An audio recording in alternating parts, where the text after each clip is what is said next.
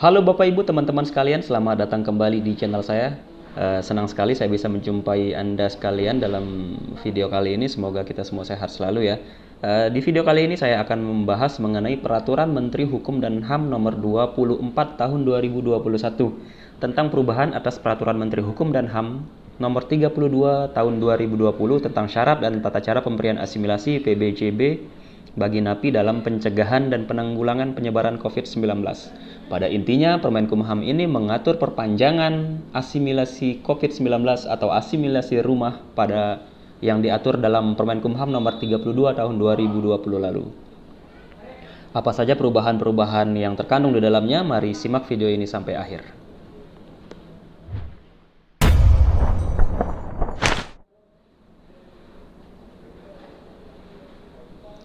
Tanggal 30 Juni tahun 2021 merupakan batas akhir dari persyaratan 2/3 yang disyaratkan bagi narapidana untuk menerima asimilasi rumah pada tahun ini ya.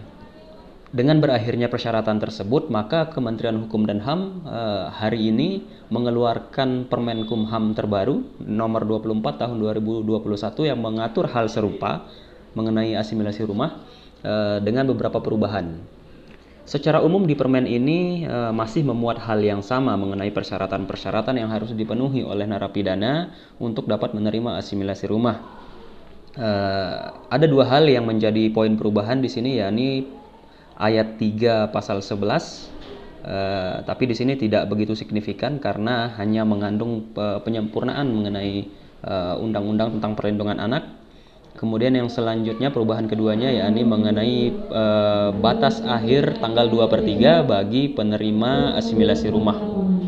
Ada beberapa tindak pidana yang diatur dalam Permenkumham nomor 32 tahun 2020 tahun lalu, di mana dikecualikan yang tidak dapat menerima asimilasi rumah ini adalah yang pertama, narapidana yang melakukan tindak pidana yang termasuk dalam PP 99. Jadi PP 99 itu ada narkotika, terorisme, korupsi, kejahatan terhadap keamanan negara, kejahatan HAM berat, dan kejahatan transnasional terorganisir lainnya. Kemudian pasal 339 dan 340 KUHP, di sini pasal pembunuhan, kemudian pencurian dengan kekerasan yang diatur dalam atau yang dikenakan pasal 365 KUHP. Kemudian kasus kesusilaan pasal 285 sampai dengan pasal 290 KUHP. Kemudian kesusilaan atau yang kena Undang-Undang Perlindungan Anak yang dikenai pasal 81 dan pasal 82 Undang-Undang Nomor 23 tahun 2002 tentang perlindungan anak. Pengecualian selanjutnya adalah bagi narapidana yang melakukan pengulangan tindak pidana atau biasa kita sebut dengan residivis. Jadi selain beberapa hal yang saya sebutkan tadi, PP 99 dan beberapa pasal dalam KUHP yang tidak bisa memperoleh program asimilasi, residivis juga tidak bisa. Di sini perlu saya jelaskan kembali mengenai persyaratan yang harus dipenuhi oleh narapidana agar dapat memperoleh program asimilasi. Yang pertama, tentu saja harus berkelakuan baik. Kemudian yang kedua, mengikuti setiap program pembinaan dengan baik juga. Dan yang selanjutnya adalah persyaratan ketiga, ini yang paling penting, telah menjalani setengah dari masa pidananya. Kalau untuk anak, minimal telah menjalani 3 bulan masa pidana.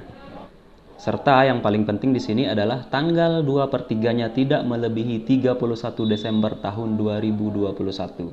Dicatat, tanggal 2/3 sebagai batas akhirnya adalah 31 Desember tahun 2021.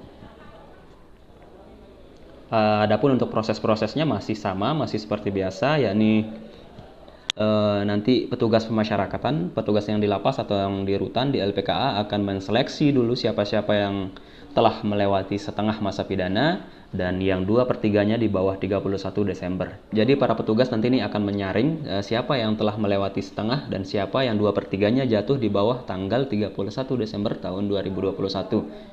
Kemudian akan diseleksi kembali siapa yang tidak memenuhi persyaratan secara tindak pidana ya.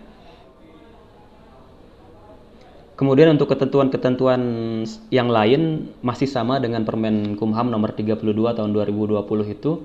Jadi untuk permen kali ini poin perubahannya hanya ada 2, yakni penyempurnaan di ayat 3 pasal 11 menyempurnakan perubahan Undang-Undang Perlindungan Anak itu, dan batas 2/3-nya yakni 31 Desember. Oh ya, kalau untuk anak setengahnya ya. Kalau untuk anak setengahnya adalah 31 Desember. Jadi bedanya dengan narapidana dewasa adalah di mana narapidana dewasa ini syarat utamanya telah menjalani setengah dan 2/3-nya di bawah 31 Desember 2021. Untuk anak minimal telah menjalani 3 bulan masa pidana dan setengahnya di bawah 31 Desember tahun 2021. Ya, seperti yang saya bilang tadi, ketentuan-ketentuan lainnya masih sama dengan Permen Kumham sebelumnya. Hal-hal yang belum jelas bisa Bapak Ibu tanyakan di kolom komentar nanti.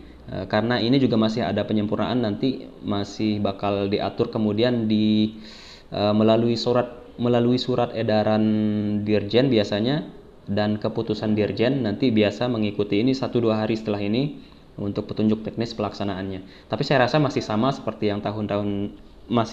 bulan sebelumnya terkait pemberlakuan Permen 32. Baik Bapak Ibu, demikian untuk video kali ini. Saya rasa hal-hal yang belum jelas bisa Bapak Ibu tanyakan di kolom komentar nanti. Jangan lupa like, subscribe, dan share video ini jika bermanfaat. Ya, cukup sekian. Bye.